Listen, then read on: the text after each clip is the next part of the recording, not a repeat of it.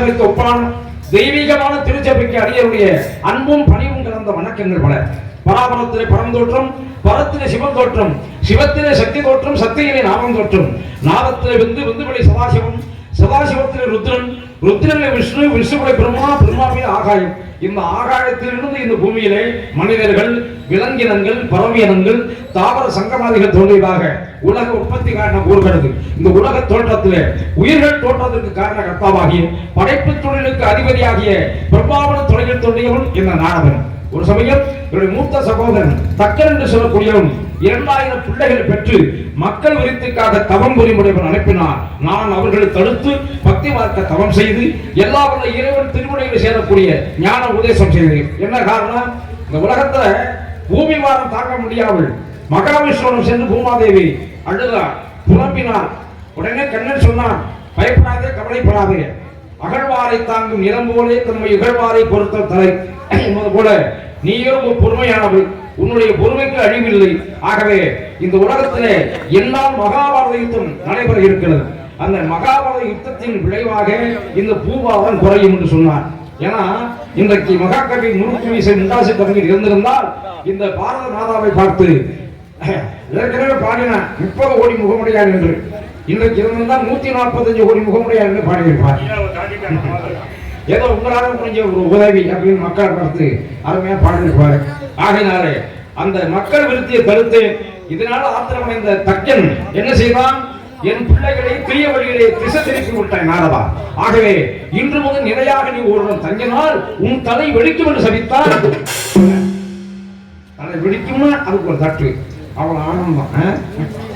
ஆமா, ஆகினாலே அந்த சாபத்தை மகிழ்ச்சியோடு ஏற்றுக்கொண்டு ஒவ்வொரு நாளும் சொல்லக்கூடிய அற்புதமான வாய்ப்புகளை பெற்று ஒரு சமயம் ஆசை, மோகம், மாயை என்றால் என்ன என்பதை அறிவதற்காக என் பாட்ட நாராயண செய்த சூழ்ச்சியின் காரணமாக நாரதமாகி நான் நாரத என்ற பெண்ணாக மாறி ஒரு மன்னனோடு கூடி அளவோடு 60 பிள்ளைகளை பெற்றேன்.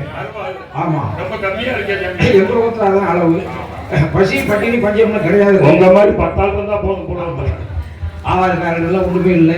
பிரபவ விபவ சுக்ல பிரம்மோத பிரஜோர்வத்தி ஆகரச ஸ்ரீமுக பிரப யுவத் தாது ஈஸ்வர விகதானி பிரமாதி விக்ரமே விசை சுத்திரமான சுபான தாரண பார்த்திவ வியே சர்வசித்த சிவதாரி விரோதி விக்குருதி கர நந்தன விஜய ஜெய மன்மத துணகி கேர்விளம்பி விளம்பி விகாரி சார்வரி பிரபவ சுபகிருது சோபகிருது குரோதி விஸ்வாசி பராபப பரவங்க கீழக சௌமிய சாதாரண ரோதிகிருந்து பரதாவி பிரமாத்தியட்ச ஆனந்த ராட்சச நல பின்கண காளையஸ்தி சித்தாப்தரி ரபுந்தரி துன்மதி சுந்துவி ருத்ரோத்காரி ரத்தாட்சி புரோதன அட்சை என்று சொல்லக்கூடிய 60 பிள்ளைகளையும் ஊதாரித்தனமாக ஊர் சுத்த விடாமல் விரல் விட்டு எண்ணுகிற மாதிரி தனம் வருடனாக தந்தேன்.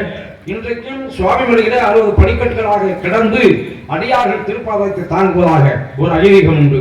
ஆகையினாலே இன்றும் வழக்கம் போல் மும்மூர்த்திகளில் முதல் மூர்த்தி என்று போற்றக்கூடிய மாசில் வீணையும் மாலை மதியமும் வீசு வென்றதும் வேங்கிட வேணிலும் மூசு வண்டரை பொய்கையும் போன்றவே ஈசன் எந்த இணையனை நிழலே என்று போற்றக்கூடிய அம்மையப்பன் திருவடிகள் போற்றி நன்மையும் செல்வமும் நாளும் நல்குமே, திண்மமும் பாவமும் சிறைந்து தேயுமே, சன்மமும் மரணமும் என்று தீருமே, இம்மையில் ராமா என்ற 2 எழுத்தினார் என்று செம்மேசே ராமமாகிய ஸ்ரீ ராமனுடைய திருவடிகளை போற்றி அன்னையும் தந்தை முன்னிறுத்தினார்.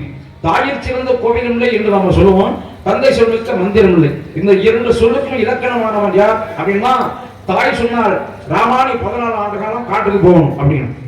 அதே இடத்துல ஆடிசு உலகமெல்லாம் பரதையாக நீ போய் பூடி வெண்கலான நன்னி புண்ணிய துறைகள் ஆடி தாடிலும் சடைகள் தாங்கி தாண்டவம் மேற்கொண்டு 7 ஆண்டில் வா என்று இயம்பினான் அரசன் என்றால் என்று சொன்ன உடனே தாய் சொல்ல தட்டாத தனையனாக ராமன் காட்டுக்கு போனான். அதே இடத்துல பரசுராமன் என்ன செய்தான்? யமதக்கினி முனிவர் சொன்னார், மகனே உடைய தாய் தவறு செய்து விட்டால் உன் தாயுடைய தலையை வெட்டுன்னு சொன்னான். உடனே தந்தை சொல்லிட்ட மந்திரம் என்ற வாக்கியத்திற்கு உதாரணமாக உடனே தாயின் தலையை வெட்டி மீண்டும் வெட்டிய தலையை ஒட்டுவதற்காக வரத்தை வாங்கி மாறி தலையை ஒட்டியதன் காரணமாக மாரியம்மா என்ற ஒரு ஐதீகத்தை உண்டாக்கினார்கள். ஆகவே இப்படிப்பட்ட சூழ்நிலையிலே அன்னை வந்தனுடைய திருவடியை போற்றி தாமரை பூமணியிலே சுருதியை தனியுடன் நினைப்பாள், அந்த பூமணியை தானினையை கண்ணிலொற்றி புண்ணிய வேதனோம் என்ற வகையிலே தமிழ் கடவுள் முருகப்பெருமானை தெய்வமாக வணங்கி வரக்கூடிய இந்த குறிஞ்சி நன்னிலத்திற்கு இந்த நாரதன் காரணத்தை வைத்தாலும் நடக்கும் காரியங்கள் யாவும் நலமாக அமைய வேண்டும். அதற்கு யானை வணங்க வேண்டும். இன்றெடுத்த இப்பணியும் இனி தொடரும் எப்பணியும் நன்முகனை சண்முகனார் தன்னுடனே நீ எழுந்து என் பணியை உன்பணியாய் எழுத்தாண்டி எமை காக்க பொன்வற்று கணபதியே போற்றி என போற்றுகிறேன். மஞ்சளிலும் மரத்திலும் சந்தனத்திலும் சாணத்திலும் பிள்ளையார் என்று பிடித்து வைத்தால் அதிலே தோன்றி அருள்பாலிக்கக்கூடியவன் நாயகப் பெருமான். மகாபாரதத்தை எழுதி இந்த உலக உயிரும் பொருட்டு காவியத்தை கொடுத்தவன், அன்னையும் தந்தையும் தெய்வம் என்ற தத்துவத்தை சொன்னவன் நாயகப் பெருமான். ஆகவே இன்னைக்கு நம்ம சொல்லுவோம், அரசனை நம்பி புருஷனை கைவிடாதே அப்படின்னு. என்ன காரணம்? அரசன் மாதிரி ஒருத்தர் கிடைச்சிட்டா புருஷனை கைவிடுறது சகஜம் தான் உலகத்துல. இருந்தாலும் கூட அந்த அரசுங்கிற மனத்தை சுத்தி வா, உனக்கு குழந்தை வாக்கியம் உண்டாகும். இது சில புருஷனை விட்டுறாங்க. அரச மரத்தை சுத்தி வந்து கணேசனை சேர்த்து சுத்தி வந்தமே, கணேசனை சுத்தின கையோட வைத்த தலை பார்த்தா புள்ள கிடைக்குமா? புருஷனை விட்டுறாரு. ஆமா, அதற்கு அந்த வரத்தை கொடுத்து வாழ வைப்பவன் நாயகப் பெருமான். அன்னவனை போற்றுவோம். அந்த வழியிலே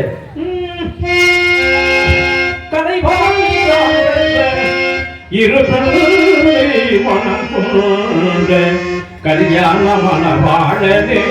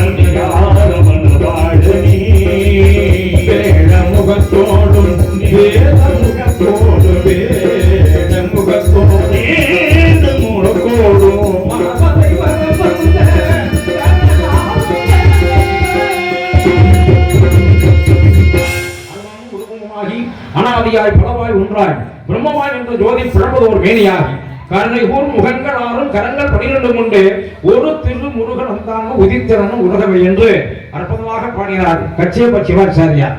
அதாவது ராமாயணம் அரங்கேறியது, அதாவது திருச்சிராப்பள்ளி ஸ்ரீரங்கம் திருமண மண்டபத்தில், திருக்குறள் அரங்கேறியது மதுரை பொற்றாமரை குளத்தில், பெரியபுராணம் அரங்கேறியது சிதம்பரம் தில்லை நடராஜனுடைய சன்னிதானத்தில், கந்தபுராணம் அரங்கேறியது சென்னை மாநகரத்திலே குமாரக்கோட்டத்திலே, அதாவது முருகனுடைய சன்னிதானத்திலே காஞ்சி மாநகரத்திலே. அப்ப ராத்திரி நேரத்தில் கந்தபுராணத்தில் எழுதி வைத்து விட்டு போவார். கச்சியப்ப சிவாச்சாரியார் சொல்லக்கூடிய ஆசிரியர் பிறந்தவை முருகப்பெருமானை நேரில் வந்து திருத்து கொடுத்த ஒரு புனிதமான வாரம் கந்தபுராணம். அந்த கந்தபுராண கதாநாயகன் தமிழ் கிழவன் இன்னைக்கு சொல்லுவோம் உயிரெழுத்து 12 மெய்யெழுத்து 18. அதே போல முருகனுடைய கரங்கள் 12, அருண் 18 பெண்கள், பல்லினமாறு வெள்ளினமாறு இடையினமாறு முருகனுடைய திருமுகங்களால் 1000 எழுத்தவன் கையில் இருக்கக்கூடிய ஞானவேல். எல்லா குழந்தையும் பிறந்த பிறகுதான் பேர் வைப்பான். ஆனா அதாவது பிறக்கும் பொழுதே ஒரு திருமுருகன் வந்தான் என்று பிறக்கும் பொழுதே பெயரோடு பிறந்தவன் மட்டும்தான் முருகப்பெருமான். அப்பேற்பட்ட பெருமைக்கு சொந்தக்காரன். ஆகையினாலே இப்பேற்பட்ட இந்த புனிதமான பூமிக்கு நான் அடிக்கடி சொல்லுவேன், உலகத்துல நவக்கிரக விளையாட்டுக்கு மிஞ்சியது எதுவுமே இல்லை. அந்த நவக்கிரகங்கள் உக்கரம் இந்த கத்திரவையில் உட்கார்ந்து ரொம்ப தாங்க முடியல. ஏன்னா அக்னி நட்சத்திரம் காண்டவ வனம்னு ஒரு வனம், அங்க போய் அக்னி பகவான் ஏன்னா ரொம்ப அழகான நறுமணங்கள் வீசக்கூடிய அற்புதமான வனமா. அந்த வனத்துல தேவர்கள் தேவேந்திரலாம் வந்து குடிகொண்டு ரொம்ப ஆசுவாசப்படுத்திக் கொள்வார்களாம். அப்ப பெருமைக்குரிய சிறப்புக்குரிய ஒரு பசுமையான வனம், வண்ண வண்ண மலர்கள் பூத்து கொடுக்கக்கூடிய வனத்துல. அப்ப இந்த அக்னி பகவான் என்ன கேட்டாருன்னா மகாவிஷ்ணு கிட்ட போய் ஒரு வரம் கேட்டாராம். அப்பா இந்த 21 நாள்ல தான் என்னுடைய பசியை தீர்த்துக்குவேன், அகோர பசியா இருக்கு, இந்த காண்டவ வனத்துக்குள்ள நான் நுழைய விட மாட்டேங்கிறேன் அப்படின்னு. அப்ப வருடம் முழுவதும் இந்த பூமியிலே உங்களுடைய வெப்பம் அதிகமானால் உயிரிழப்பு பாதிப்பு ஏற்படும். ஆகையினாலே 21 நாள் மட்டும் இந்த வனத்திலே உங்களுடைய வெப்பத்தை தணித்துக் கொள் என்று சொல்லி சொன்னார்.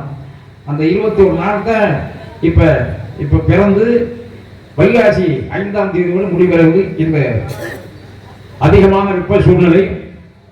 ஆனா அக்னி நட்சத்திரம் பிறந்துச்சுன்னா மழையே பெய்யக்கூடாது. ஆமா, அதாவது மிகவும் விளைச்சல்ல பாதிப்பு ஏற்படும் வருடம் சொல்வார்கள். ஆகையினாலே அந்த நவக்கிரகங்களுடைய உக்கிரம் நம்மளை தாக்காமல் இருப்பதற்காகத்தான் குழந்தையும் தெய்வமும் கொண்டாடும் இடத்தின் அடிப்படையிலே நம்முடைய குல தெய்வங்களையும் இப்படி கிராம தேவதைகளை நாம் கையெழுத்து வணங்குகின்ற வேளையிலே தலையோடு வந்தது தலை பாகையோடு போகும் என்பார்கள். ஏராளமான பொருட்செலவுகளே ரொம்ப மங்களகரமாக நிகழ்ச்சி நம்முடைய கிராமத்திலே எப்பொழுதுமே நடக்கும் வழங்கம் போல. அதை போல எல்லா நம்முடைய தெய்வங்கள் பரிவார தேவதைகள் அருள்வாசினாரே எல்லோரும் எல்லாம் பெற வேண்டும். நம்முடைய கிராம பொதுமக்கள், விழா கமிட்டியார்கள், பெரியோர்கள், தாய்மார்கள், ஏன்னா அழியாத கலையாக இந்த நாடகங்களை போற்றி வளர்க்கக்கூடிய புண்ணியவான்கள் நீங்கள் இருக்கும் வரை இந்த கலை வளர்ந்து கொண்டே போகும். ஆகவேதான் நாடகத்தை அமைத்து தந்த என்னுடைய அருமைக்கும் பாசத்திற்கும் நீண்ட நெடிய கால நண்பரான திருவாளர் யோகேஷ் அண்ணா அவர்கள் குடும்பத்தார்கள் எல்லோரும் எல்லாம் பெற வேண்டும் என்று சொல்லி நம்முடைய தமிழ் கடவுள் முருகப்பெருமானை நிலத்தின் நாயகனை வணங்கினால் நடப்பது நலமாக அமையும்.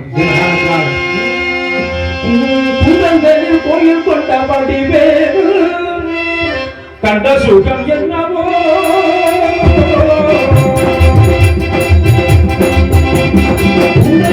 கோயில் கொண்டபடி கண்ட சுகம் என்னவோ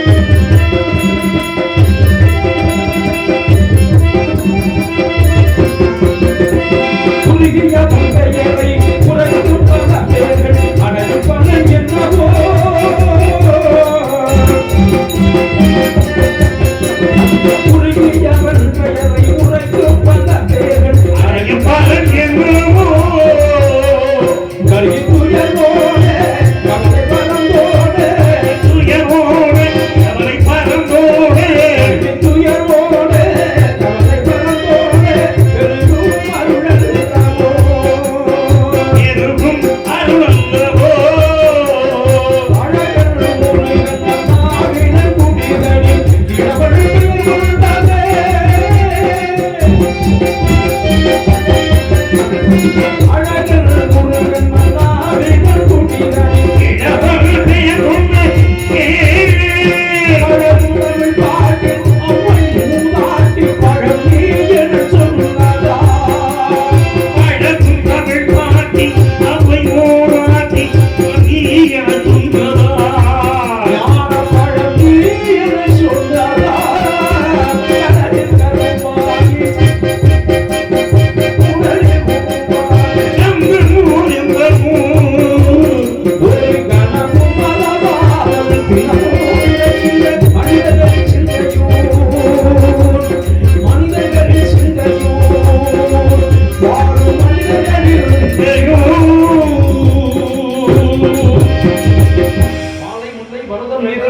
சொல்ற இடத்திலே மலையும் மலை சார்ந்த இடம் அஞ்ஞான விட்டு அருஞான தொல்லை தொட்டி விஞ்ஞான வீடு வருவது எக்காலம் என்ற அடிப்படையிலே இங்கே ஞானிகள் யோகிகள் எல்லாம் தவமிருந்து எல்லாருடைய இறைவனும் திருவிழை சேரக்கூடிய ஒரு புனிதமான பூமி.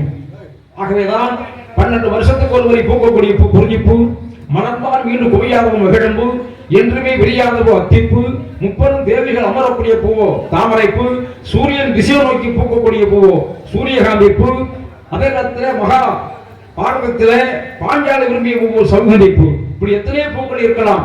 மனித நேயத்துக்கு தேவையானது அன்பு, மன மகிழ்ச்சியத்தில் ஒரு சிரிப்பு, மக்களுக்குள் வரக்கூடாது வம்பு, மாறவே கூடாது தெம்பு, வாழ்க்கைக்கு தேவையானது பொறுப்பு, அதுவே நமக்கு சிறப்பு. சுறுசுறுப்பாக உள்ளதோ எறும்பு, அப்படி நாம் உழைத்தான் உள்ளமெல்லாம் இனிய கரும்பு. இனிய தமிழ் மொழியில் இருப்பதோ இனிப்பு, நாம் தேவையின்றி பேசுவதில் இருக்க வேண்டும் கசப்பு, நடிகன் தருவது நடிப்பு. இந்த வள்ளி திருமணம் நாடகத்தின் வாயிலாக கிடைக்கக்கூடியதோ நவரசம் கலந்து நல்ல ஒரு படிப்பு. கலைஞர்களாக இப்போது இருக்கக்கூடிய பெரியவர்கள் நீங்க தான் எங்களுக்கு பாதுகாப்பு.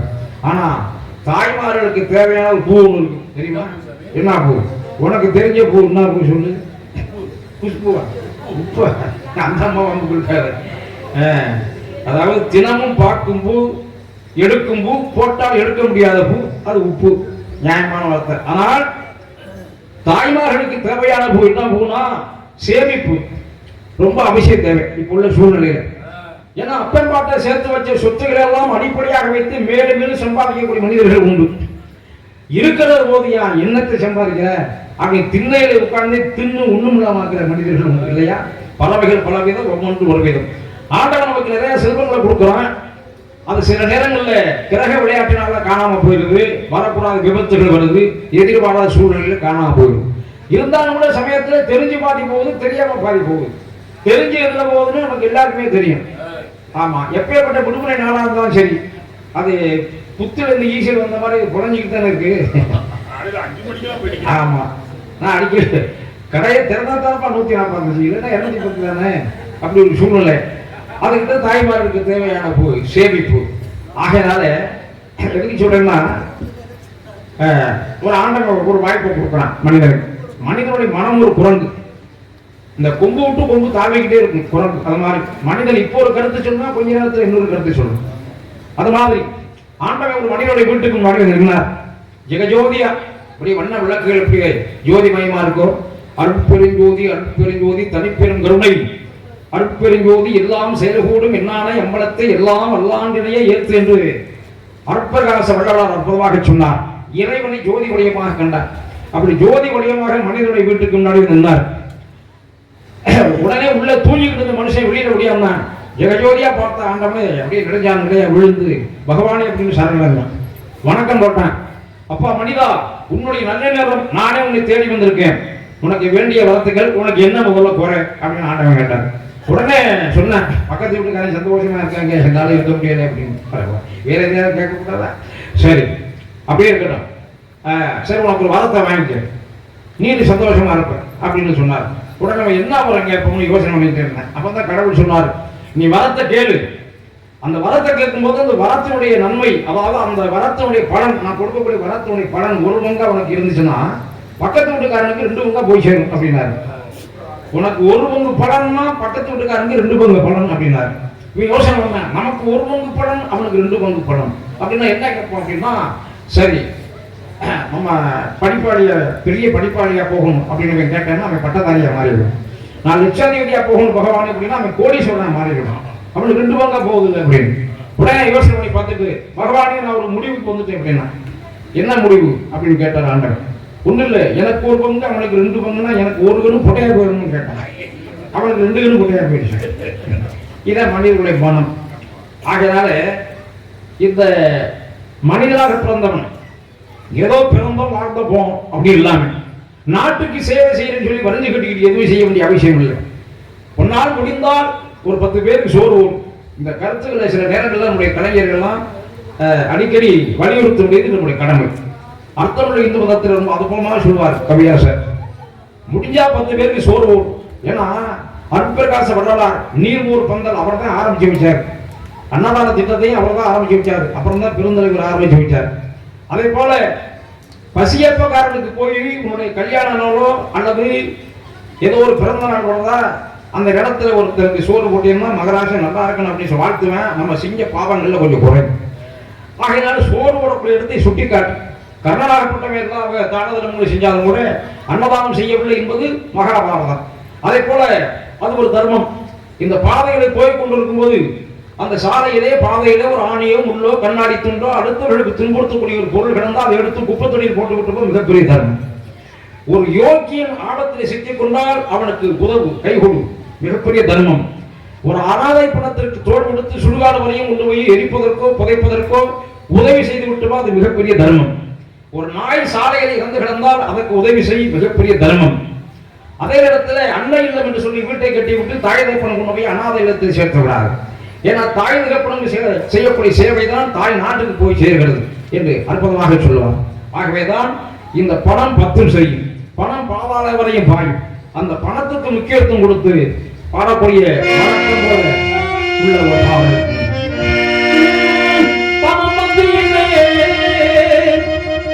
குணகுப்பையிலே இதை பார்த்து அறிந்து நடக்காதவன் மனிதன் என்றே துரைக்கும் மனிதன் என்றே.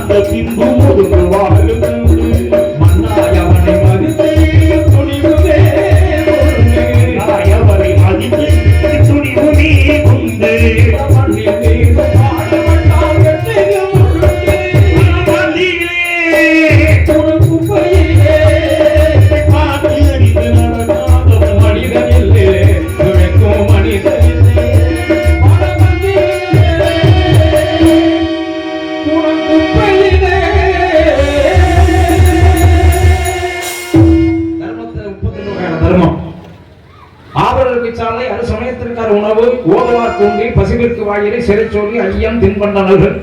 இந்த 30 வகையான திருமணங்களை மகைப்பெருவித்தல் பிரசவமாக்குறது ஒரு வகையான தர்மம், தாய்ப்பால் கொடுப்பது ஒரு வகையான தர்மம், ஒரு பிள்ளையை தத்தெடுத்து வளர்ப்பது ஒரு வகையான தர்மம்.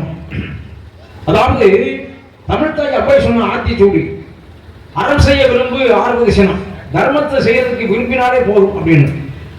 அதே நேரத்துல ஊக்கமது கைவிடல் அப்படின்னு சொன்னான். அப்படின்னு என்ன அர்த்தம்? மனோதைரியத்தை கைவிட்டாதே. நம்ம தமிழை எப்படி சாதாரணமானவனா ஈர பேனாக்கி பேனை பிரிசாக்கிவன் அப்பயே சொல்லியிருக்காங்க, ஊக்கம் மது கைவிடல், ஊக்கம் தரக்கூடிய மதுவை கைவிட்டாதே. எழுதி முடிச்சுக்க அப்படின்னு. ஆகையினால அது மட்டும் இல்ல, சனி நீராறு அப்படின்னா சனிக்கிழமை என்ன தேய்ச்சி குளிக்கணும், பையன் லீவ் விட்டுருவாங்க. சனி நீராறுனா ஊற்று நீரால் குளிக்கணும், ஓடுகிற தண்ணீர்ல குளிக்கணும், அதாவது சுத்தமான தண்ணீர்ல நீராடணும் என்பதற்காக சொல்லி வைத்த வார்த்தைகள். தோன்றி புகழோடு தோன்றுக, அகதியிலான தோன்றலினும் தோன்றாமை நன்று என்று வள்ளுவன் சொன்னார். இந்த மண்ணிலே தோன்றிய மகா மேதைகள் எல்லாம் சமுதாய முன்னேற்றத்திற்காக எண்ணற்ற கருத்துக்களை சொல்லியிருக்கிறார்கள். எந்த நிலத்திலே எந்த விதையை தூவினால் நமக்கு என்ன பலன் கிடைக்கும் என்று. அந்த வகையில நல்ல நல்ல நிலம் பார்த்து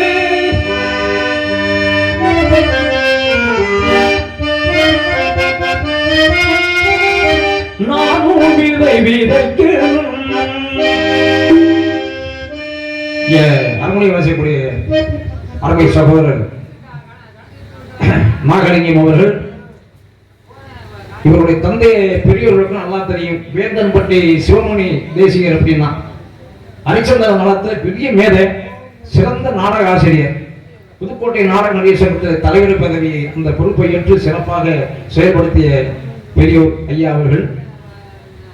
அவருடைய பாட்டுக்கு இந்த தமிழகமே அடிமை, அந்த அளவுக்கு மிகச் சிறந்த ஒரு கலைஞர். அவர்களுடைய புதல்வர் புலிக்கு பிறந்தது பூனையாக மாறியது போல அந்த வாசிப்பை பற்றியெல்லாம் அற்புதமான வாசிப்பு.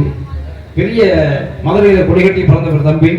இப்பொழுது ஒரு சில சூழ்நிலை காரணமாக குடும்பத்தோடு வந்து புதுக்கோட்டையில் தங்கியிருக்கிறார்கள்.